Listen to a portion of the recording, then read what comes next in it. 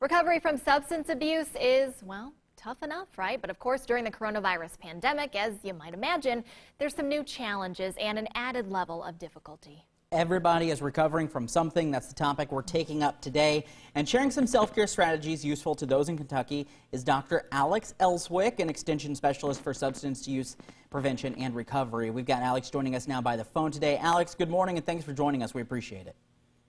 Hey, good morning to you both.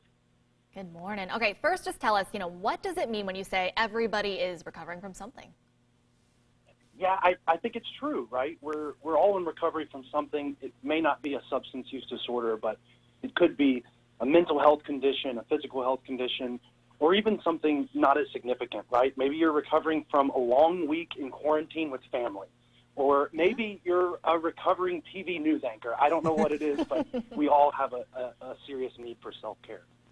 How does that topic help people understand a little bit more what folks who are dealing with substance abuse are dealing with, and kind of giving it that feeling that everybody can understand where people are coming from? Yeah. I think that's it. I used to say, for years and years I've said, I think everybody in the world would benefit from going to 12-step meetings or mutual aid meetings. It's not just for people in recovery from substance use disorder, because the reality is that we all have habits, we all have hang-ups, and we all have a need to look inward and say, what does my mind and my body need right now to take care of myself?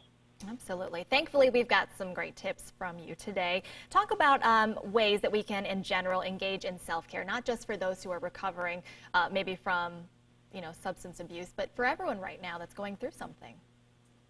Yeah, so I think, in general, self-care looks different person to person, but it's generally about looking inward. What does my mind and what does my body need right now? And oftentimes that looks like different forms of mindfulness. So in our webinar this afternoon, we'll be covering some different forms of meditation, some walking meditation, some Zen meditation, yoga, different forms of exercise.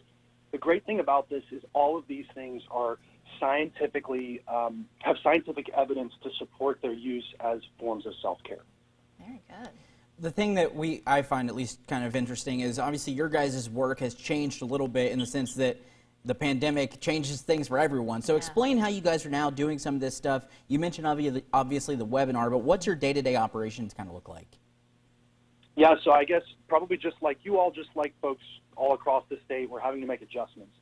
And in cooperative extension, that's really been a challenge because historically we've been a high-touch organization. In other words, we like to be face-to-face and really interacting with folks.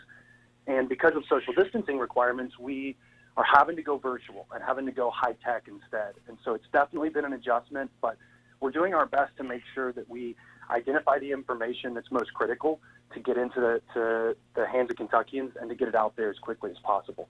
Absolutely. All right, let's get into that webinar that's going on. Give us the details for folks that are watching and maybe want to take part in all that. Sure. So we'll be virtual casting on Facebook Live this afternoon at 2 o'clock. You can go to the Family and Consumer Sciences Facebook page, University of Kentucky Family and Consumer Sciences, and you can access the webinar this afternoon, as well as one of my colleagues, Dr. Norman Bergdorf, will be doing a webinar on Wednesday focusing on nutrition. So check out the page. There are lots of webinars coming, and I'll plug one more. In May, I'll be really focusing, May 14th at 11 a.m., my next webinar, focusing on how the pandemic is really is impacting the addiction and recovery community specifically. Alex, we certainly appreciate you coming in and chatting with us. I guess you're not here. We look forward to the day that you get to come back in studio and hang out with us, though. I do too. Thank you all so much. Thank you so much, and congratulations on the doctorate. Yeah, we can call you doctor. Finally. Thank you all. I appreciate it. Take care. It's so interesting when we talk about this and the different facets of it, I guess. When we're saying, people who are recovering from addiction versus, any one of us is going through something right now. And so just to be able to relate with one another, I think is a really interesting point. It was interesting to hear him talk about that too, just kind of the mental health aspect. Even if it's some people it may be more extreme, others maybe not so much, but just that moment of clarity and being able to find that self-care and focus on yourself a little bit, especially when you're trapped with your family in a building like that. It can be tough. Yeah. Or it can be. coworkers. Or coworkers, yeah. You see the same face every day, my gosh. We'll post all those details for you, including the webinar information, on our Facebook page, Good Day Kentucky, in case you guys missed any of that.